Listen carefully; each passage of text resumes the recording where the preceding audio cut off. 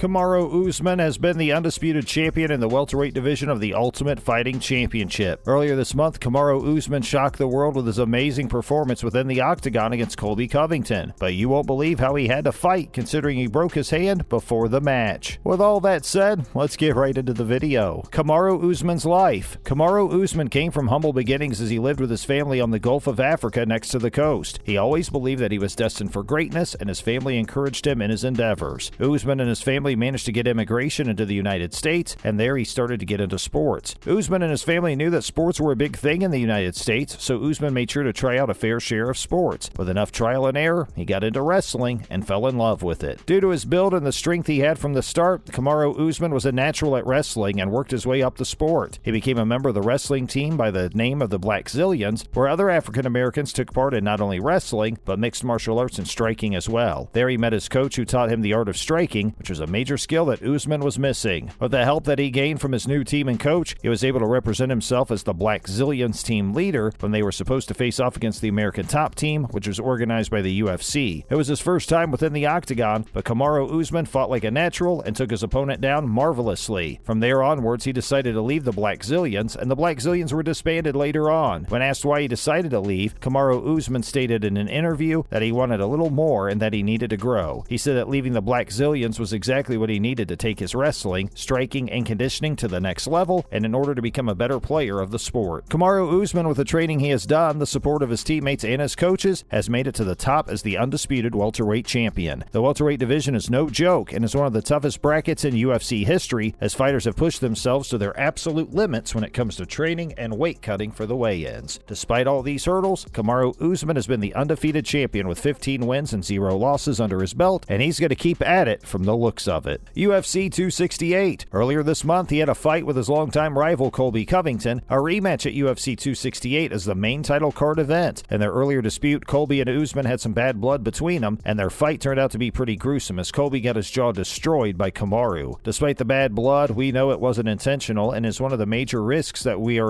are involved as part of the sport's dangerous nature. Kamaru Usman defeated Colby Covington in the main event of UFC 245 in the 5th round with a technical knockout, and it all came down to being the best fight of 2019. But the back and forth arguments, jabs, and insults did not stop there and went on till the rematch happened. 268 highlights. Both fighters landed in the octagon at Madison Square Garden for UFC 268. Considering both of them had squared off before at 245 a bit too recklessly, both fighters took a cautious and pragmatic approach by keeping their guard up in round 1. Unfortunately, their heads clashed, which caused a cut under Colby Covington's eye, which is pretty common in the sport. Kamaru had his striking accuracy in check and made sure to make some hits to Colby that gave him a slight edge. Round 2 is where Usman started to dominate as he hit Colby with an overhand strike and knocked him to the mat. He proceeded to take to the ground and try to put Colby in a chokehold, but Colby did his best to keep Usman off of himself. If he had been on the ground for 30 more seconds, Colby would have been toast, but he managed to make it out alive. Round 3 was around the corner and everyone thought Usman would win, but Colby started to shine as he started getting offensive. He made some well-timed jabs and took Kamaru Usman to the ground and made a successful takedown. This surprised everyone as no one had ever taken down Kamaru, and this broke his 100% defense rating. Rounds 4 and 5 were pretty amazing as both fighters pressured each other, but Colby was weak when it came to defending himself as he left himself open after throwing some punches. Kamaru Usman, having the upper hand in counterpunching, took advantage of this and gained some points by making some clean shots. The final decision. It seemed like the bad blood between both Kamaru and Colby was finally over as both fighters came to the center of the stage and started talking to each other. As they were sharing words with each other, the referee interrupted them by telling them to go back to their corners so they could kiss each other later. The decision came down to a unanimous vote, and Kamaru Usman was declared as the undisputed welterweight champion, upping his record to 15-0. Both fighters complimented each other on their performances, and the crowd was impressed at the fighters' humility and appreciation of each other. Kamaru's broken hand. Kamaru Usman was interviewed post-fight, and the shocking revelation was made that he fought the whole match with a broken hand. That must be pretty painful to do. It truly is impressive that Usman did not back out of the match despite the fact that his injury was still fresh, considering he got injured 3 weeks before the match. He decided not to use his right hand so it could recover as much as it could before the fight. He also told none of the organizers of the event just so he wouldn't be disqualified. He wanted the match to be over without having to wait another 6 months or year for the fight. It truly is amazing how much the welterweight champion pushed himself for his title defense. Khamzat Chimaev roasts Nate Diaz. Khamzat Chimaev is another phenom from Russia who has managed to get to 10 wins with 0 losses, and he's not afraid to show it. Nate Diaz, after being insulted by him, decided decided to ask for a match against him, but Khamzat followed up with some pretty mean insults. He called Nate Diaz a fake gangster and that he was the easiest money that he would make in UFC's history. Dana White talked about the Phenom Khamzat Chimaev, saying that anybody can say whatever they want about Khamzat, but when it comes down to getting into the ring, no one's willing to do that, and considering his win streak and his technical abilities in the octagon, I don't blame them. Despite the insults Khamzat's been slinging at Nate Diaz, no official match has been declared, and the conditions for the match are probably in negotiation. Jeff Neal gets arrested. Just 2 weeks before his big fight night at UFC 269, Jeff Neal got arrested and had to spend the night in a Texas jail cell. The 31-year-old fighter was stopped by police as he was intoxicated and was carrying a weapon during the early hours of Thanksgiving. He was charged with misdemeanor. The Texas Department of Public Safety arrested Neal at 3:47 a.m. on the 25th of November and put in Collin County Jail in McKinney. The bond for bail was set at $1,000, and Jeff Neal was released around 8:06 p.m. Neal's lawyer told in an interview that Neal volunteered for a blood test that could take up to 6 months to be processed and the results to be made public. If that happens and the results come out negative, the gun charge will be dropped as well. Neal wanted to make no comments on the matter. This was Neal's first skid in his career since the loss of his 2 previous fights. In August 2020, Neal had been diagnosed with septicemia and had to be put in intensive care ward to treat him against the life-threatening condition. Neal stated that his body hasn't been so all right after his battle with septicemia in an interview after his loss against Neil Magny. Dana White has COVID. The pandemic's messed up UFC's schedule pretty badly for the past 21 months, and now it's the UFC